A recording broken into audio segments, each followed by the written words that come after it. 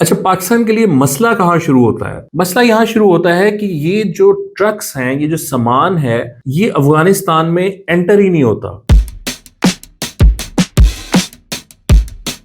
यानी कि ये पोर्ट से लोड हुआ, पाकिस्तान कस्टम ने इसकी उसकी सील लगाई, ये जीपीएस ट्रैकिंग पर है, इसकी इंश्योरेंस है, सब कुछ है। ये ट्रक्स को ये बॉर्डर के पास लेकर जाते हैं और वहां पे घुमाते रहते हैं और वहां से उसको ओपन करके और वो जो सामान होता है उसको पाकिस्तान में ही वापस ट्रांसपोर्ट कर दिया जाता है। इसको कहते हैं जी रिवर्स स्मगलिंग या बैकडोर री एंट्री। इसमें फेक डॉक्यूमेंट्स बनाए जाते हैं। ये एक पूरा इकोसिस्टम है जिसमें कि ट्रक को कागजों में दिखाया जाता है कि वो अफगानिस्तान एंटर कर गया है। उसपे सील वो स्टैंप लगती है, डॉक्यूमेंट बनता है, एंट्री लगती है, उसकी उसकी जो भी ड्यूटी पे होती है, वो कागजात, सारे कागजात बनाए जाते हैं, बट वो सब फेक होते हैं।